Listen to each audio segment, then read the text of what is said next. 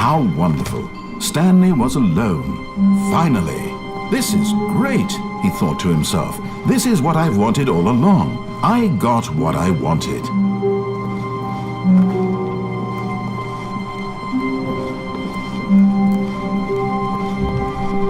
When Stanley came to a set of 2 open doors, he entered the door on his left.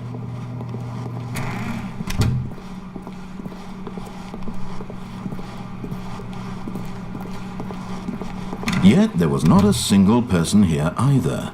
Feeling a wave of disbelief, Stanley decided to go up to his boss's office, hoping he might find an answer there. Coming to a staircase, Stanley walked upstairs to his boss's office.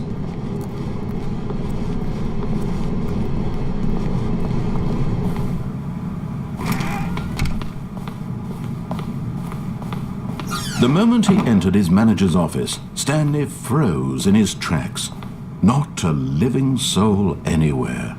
Could he really be all alone? This was too much for Stanley to take, too much for any man to take. He fell to his knees, bursting into half moans, half sobs, the guttural retching of life from a man denied any hope, any reason to keep going. Here on the floor he lay prone, paralyzed by fear for nearly a full hour. But when at last he began to move about and survey the situation, he found a keypad behind the boss's desk.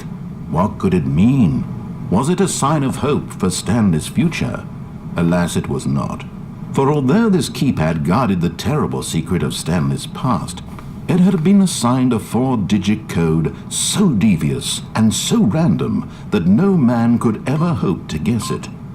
2845. Stanley was in such a rush to get through the story as quickly as possible, he didn't even have a single minute to just let the narrator talk. That kind of anxiety isn't healthy, so he relaxed for a few moments with some calming New Age music.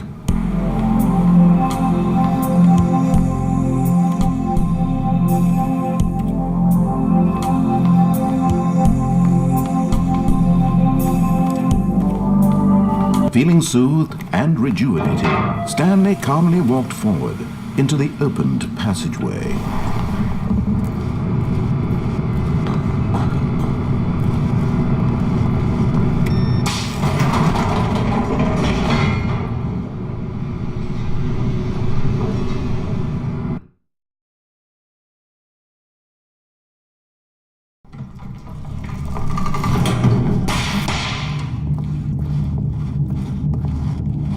Stanley walked straight ahead through the large door that read Mind Control Facility.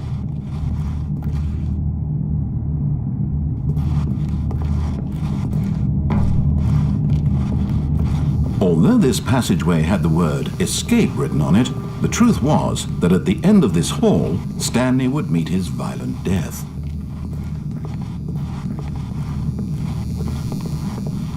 The door behind him was not shut. Stanley still had every opportunity to turn around and get back on track. At this point, Stanley was making a conscious, concerted effort to walk forward and willingly confront his death.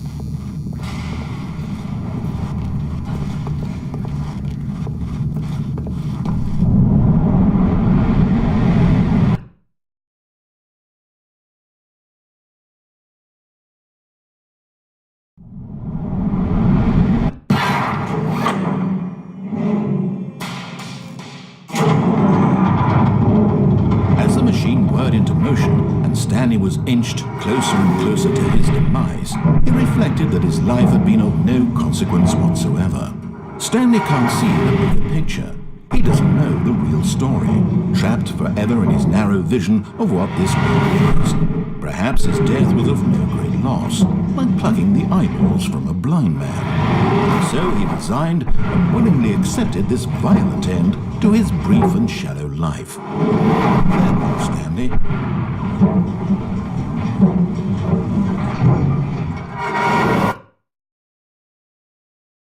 "Farewell, Stanley," cried the narrator, as Stanley was led helplessly into the enormous metal jaws.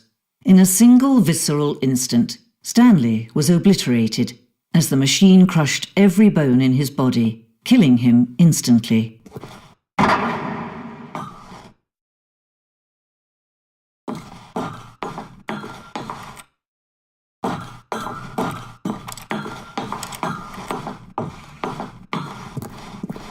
and yet it would be just a few minutes before Stanley would restart the game, back in his office, as alive as ever. What exactly did the narrator think he was going to accomplish? When every path you can walk has been created for you long in advance, death becomes meaningless, making life the same. Do you see now? Do you see that Stanley was already dead from the moment he hit start?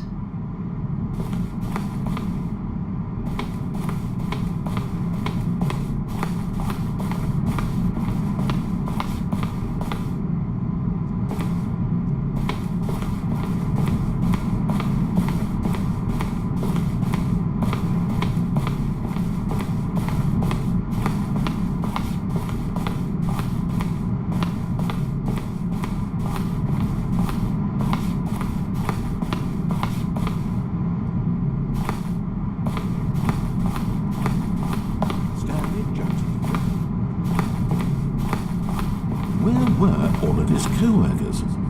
Oh, I don't know. How about they're throwing a surprise party for him for all his button pushing?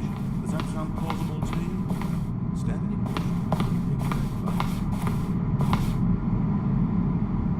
Stanley stood on the roof. Stanley stood on the slope.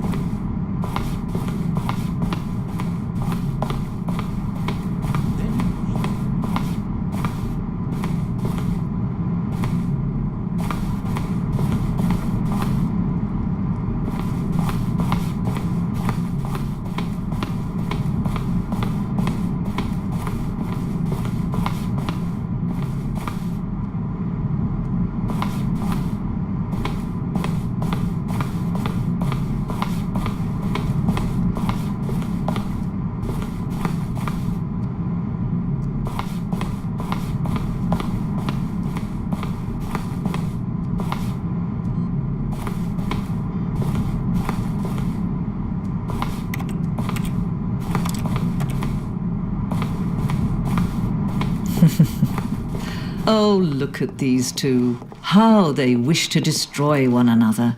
How they wish to control one another. How they both wish to be free.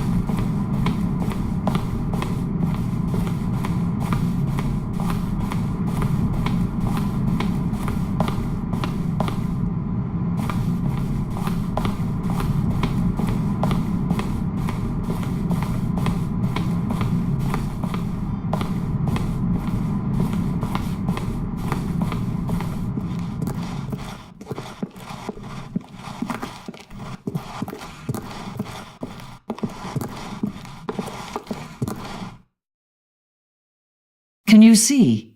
Can you see how much they need one another? No, perhaps not. Sometimes these things cannot be seen. But listen to me. You can still save these two. You can stop the program before they both fail. Push escape and press quit. There's no other way to beat this game. As long as you move forward, you'll be walking someone else's path.